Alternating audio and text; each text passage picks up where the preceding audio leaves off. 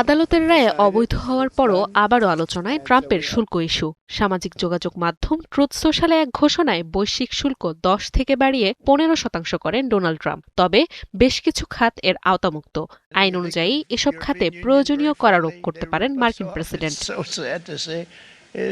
যুক্তরাষ্ট্রে 1962 সালের বাণিজ্য সম্প্রসারণ আইনের ধারা 232 অনুযায়ী বেশ কিছু খাতে ইচ্ছামতো শুল্ক আরোপ করতে পারেন প্রেসিডেন্ট। মূলত জাতীয় নিরাপত্তার হুমকি হতে পারে এমন পণ্যে কার্যকর হবে আইনের এই ধারা। ফলে নতুন রায়ের পরও গাড়ি, ঔষধ, আসবাবপত্র ও প্যাকেটজাত খাদ্যপণ্যে আগের শুল্ক হার বহাল থাকবে। গেল বছর জাতীয় নিরাপত্তার অজুহাতে আমদানি করা যানবাহন ও নির্দিষ্ট কিছু গাড়ির যন্ত্রাংশে 25% শুল্ক আরোপ করেন ট্রাম্প। এছাড়া বাণিজ্য চুক্তি করেন জাপান, দক্ষিণ কোরিয়া ও যুক্তরাজ্যের সাথে। তবে ট্রাম্পের নতুন সিদ্ধান্ত যুক্তরাষ্ট্র কিংবা বৈশ্বিক মোটর গাড়ি শিল্পে কতটা প্রভাব ফেলবে তা এখনও স্পষ্ট নয়। চলতি বছর $4 বিলিয়ন শুল্ক পরিশোধ করতে হতে পারে যুক্তরাষ্ট্রের সবচেয়ে বড় গাড়ি নির্মাতা প্রতিষ্ঠান জেনারেল মোটরসের।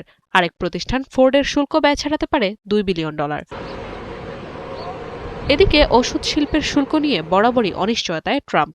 ওষুধ আমদানিতে 100 থেকে 250% শুল্ক আরোপের হুমকি দিলেও তা এখনও কার্যকর হয়নি, যার কারণ প্রশাসন ও ওষুধ প্রস্তুতকারকদের মধ্যে বহু বছরের চুক্তি। ফলে ওষুধের শুল্ক এখনও 232 ধারার আওতায় থাকবে। বাণিজ্য সম্প্রসারণ আইনের ধারা 232 অনুযায়ী আসবাবপত্রে বহাল থাকবে পূর্ব নির্ধারিত শুল্ক। 2027 সালে যা 25 থেকে 50% উন্নীত হওয়ার সম্ভাবনা রয়েছে। শুল্ক ছাড়াও উচ্চ সুদহার ও মূল্যস্ফীতির চাপে পড়বে এই খাত। গেল বছর ইস্পাত ও অ্যালুমিনিয়াম আমদানিতে 50% পর্যন্ত শুল্ক আরোপ করেন ট্রাম্প। এমন উচ্চ শুল্কের কারণে উৎপাদন খরচ বাড়ে কোকাকোলা, পেপসিকো ও রেনল্ডসের মতো কোম্পানিগুলোর পণ্যে।